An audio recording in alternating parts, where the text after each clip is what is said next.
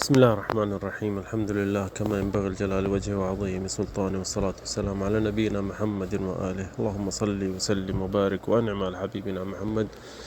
اللهم ارزقنا النية والذرية، اللهم ارزقنا الإخلاص في القول. رب اشرح لي صدري ويسر لي أمري واحلل عقدة من لساني يفقهوا قولي. فضائل الأعمال छहों नंबर सियानत मसाजिद, मस्जिदुनि जी सफ़ाई, मस्जिदुनि जी संभाल करणु। इन जो इस्लाम में असांखे केॾो अल्लाह ताला सवाबु ॾींदो, केॾो असांखे नबी करीम इन असांखे सेखारियो आहे त इन जी संभाल कयूं।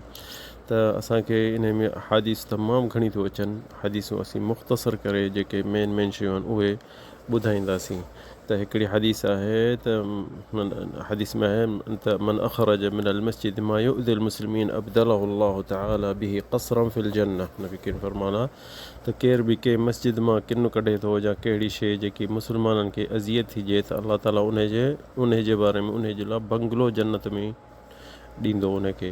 ॿी हदीस आहे सफ़ाई जे लाइ मस्जिद जे लाइ, मन अख़रज मिन मस्जिद क़दातन औ शौकतन फलहु बिहा कफ़ारा। नबी करीम फरमाए थो केरु का शइ किन कढे थो, टिशू पेपर हुजे, कन हुजे, कखु हुजे, कंडो हुजे, मस्जिद क़दातन औ शौक या कंडो हुजे, फलहु बिहा कफ़ारा, इहो हिकिड़ो उन जो ॾोह बि माफ़ थींदो।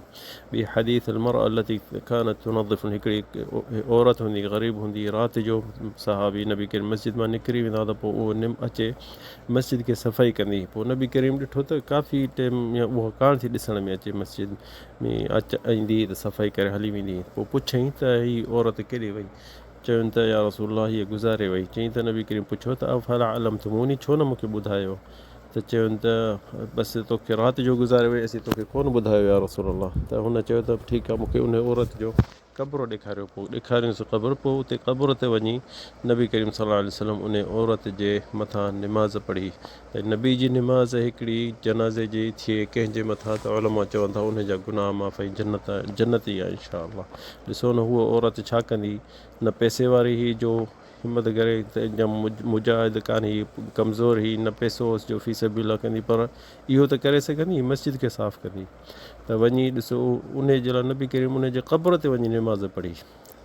केॾो न अज़ीम शान आहे मस्जिदुनि जो। हिकिड़ो इंसानु कोशिशि करे सफ़ाई, इनायत, पखो नथो हले या स्पीकर नथो हले, इहे हर शइ अलाह जे घर जी हिकिड़ी सफ़ाई आहे। इंसानु ॾिसो पंहिंजे घर जी केॾी सफ़ाई इनायत करे थो त रंग ख़राबु न थिए, भितियुनि खे का लीका न हुजनि। इहो अलाह जो घर जेको जंहिंजे इंसानु संभाल कंदो त उन जे लाइ केॾो न सवाबु हूंदो।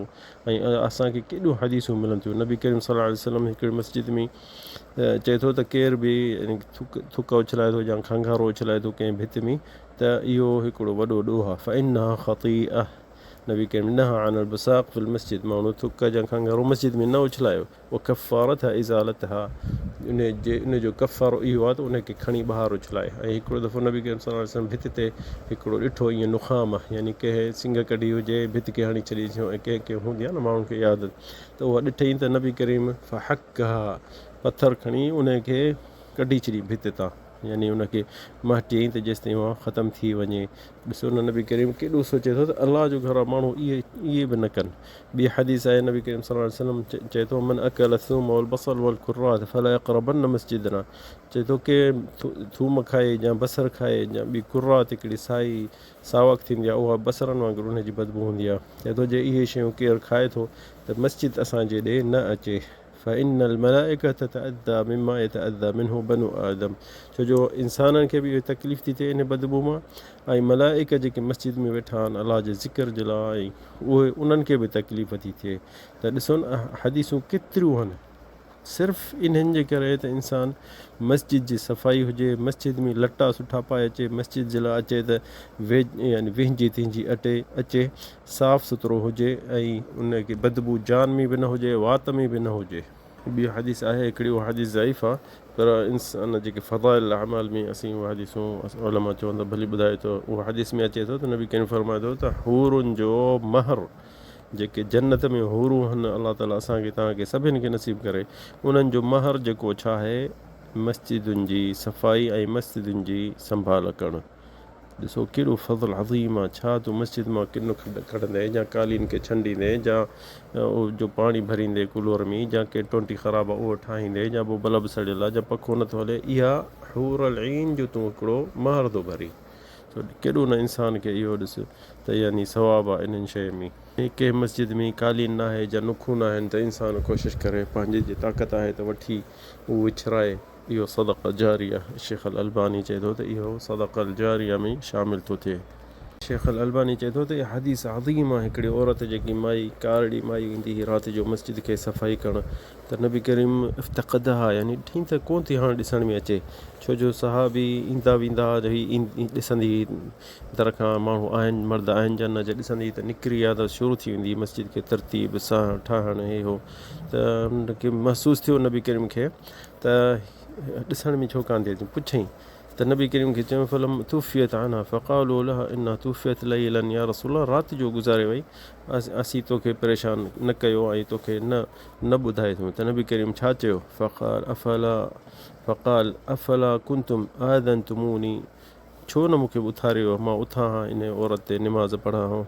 त वञी पोइ वियो फ़ख़रज फ़सल्ला अला क़ब्रिहा अलैहिस्सलातु वस्सलाम, ॾिसो न हुन क़ब्र ते वञी निमाज़ हुन ते पढ़ी, छो अलाह साईं हुनखे जन्नत नसीब करे। केॾो अमल माण्हुनि जे नज़र में सफ़ा पूरो सूरो हल्को आहे, छा आहे सफ़ाई मस्जिद जी, पर अलाह वटि वॾो अज़ीम शइ अलाह जे घरनि जी सफ़ाई आहे। त तंहिंजे करे इंसान ला यहक़िर मिनल मारूफ़ शइ, कहिड़ी बि शइ नंढी खणी हुजे वॾी हुजे, पर हुन दीन जी शइ में माण्हू इहो न सोचे त हीउ थोरो आहे या घणो आहे या छा आहे। ॿियो उलमा चवंदा त इहा औरत हुई, ऐं औरत खे मस्जिद अचण बि ॾुखियाई थींदी आहे, छो जो मर्द आहिनि, पर नबी करीम जो क़ौल आहे ला तमनउ ईमा अल्लाह मसाजिद अल्लाह, जे औरत खे कहिड़ी दिलि चाहे थी मां हिन मस्जिद में निमाज़ पढ़ां, त उन कंहिंजो बि हक़ु न आहे त उनखे झले। ऐं ॿी बि हदीस आहे, हदीस तबरानी अख़रजो तबरानी वग़ैरह, क़ौलु सल्लल्लाहु अलैहि वसल्लम इब्नुल मसाजिद, नबी करीम चए थो मस्जिदूं ठाहियो, उहो अख़रजुल क़िमाम, ऐं किचिरो मस्जिदुनि मां कढो, मिनहा फमन बना लिल्लाहि बैतन बना अल्लाह लहू बैतन फिल जन्नत, जंहिं मस्जिद ठाही अलाह जे लाइ घर ठाही दुनिया में, त अलाह से उन जे लाइ घर ठाहींदो। इख़राजुल क़िमाम मिनहा मुहूरुल ऐन, हूरुल ऐन, ऐं जेको उन मां किचिरो कढे थो हूरुल ऐन जी मस्जिद जी सफ़ाई जी संभाल करे थो, इहा हिकिड़ी हूरुल ऐन जे लाइ हूरुल ऐन जो महर आहे। ऐं मस्जिदुनि ॾे वञण ॾे बि हिकिड़ो अदब आहे, इंसानु कोशिशि करे त मस्जिदुनि में अलाह जे घरनि में किन न उछलाए, न माण्हुनि खे तकलीफ़ ॾिए किन सां, के टिशू पेपर छॾे हलिया वेंदा आहिनि, या रुमाल छॾे वेंदो, को गोॾ छॾे वेंदो, को विहाणो छॾे वेंदो, को चादर छॾे वेंदो, इहो सभु बद अख़लाक़ी आहे। मस्जिद जो हिकिड़ो एहतियात करे इंसानु। ऐं के माण्हुनि खे तकलीफ़ ॾींदा छा में, उन विझंदा कोन, उन्हनि जी बदबू जान में हूंदी, या वात में हूंदी, या हुननि जे चैंपलनि में हूंदी, चैंपल रखंदो वेझे मस्जिदूं कंहिंखे सोड़ी वञ, त कोशिशि करे इंसानु चैंपल परे करे रखे, छो जो उन में बदबू हूंदी, ॿाहिरां अचे थो त नबी करीम सल्लल्लाहु अलैहि वसल्लम चए थो त माण्हुनि खे तकलीफ़ न ॾियो। नबी करीम ख़ुतबो बि पढ़े, हिकिड़ो माण्हू आयो ऐं तख़त फ़क़द रिवायत आई अबू दाऊद जी अर्रजुल इजलिस फ़क़द आदैत, हिकिड़ो माण्हुनि खां मथां टुपी अॻिते पियो अचे वेहे, त नबी करीम हुनखे हुकुम कयो फ़क़द आदैत, तो माण्हुनि खे तकलीफ़ ॾिनी, ऐं वेही रहो, जिथे बि जॻह मिले उते माण्हू वेही रहे। सो इहा हदीस सही आला शर्त मुस्लिम, सही मुस्लिम ई आहे। इंसानु कोशिशि करे त माण्हुनि खे तकलीफ़ अलाह जे बंदनि खे न ॾिए, ऐं अलाह जे बंदनि खां ॿी बि मख़लूक मस्जिद में अलाह जे घरनि में हूंदी, मलाइका ऐं जिन मुस्लमान हूंदा, त इहे बि इबादत में हूंदा। इंसानु खणी अकेलो हुजे, के माण्हू मस्जिद में वेठो हूंदो त हुनखे यानी कुदरती शइ हिकिड़ो यानी टिट फूस अचे थो, त मस्जिद में उते ॾिसंदो केरु कोन्हे त छोड़े ॾींदो हर शइ खे, न ॿाहिरि वञे, वाशरूम आहिनि या घिटी आहे, ॿाहिरि चकर ॾेई वञी ॿाहिरि इहो पंहिंजी बदबू कढे, छो जो अलाह जो घर आहे, अलाह जे घर जी शर्म हया करे इंसानु अदब अख़लाक़ करे। छो हिते तूं ॾिसी तूं माण्हू न आहिनि त ठीकु आहे, पर अलाह जा मलाइका त हूंदा, या जिन मुस्लमान त हूंदा, कुझु शर्म हया करे ॾिस के न माण्हू भरिसां हूंदो, उनजे भरिसां इहे बदबू इंसानु कोन कढंदो।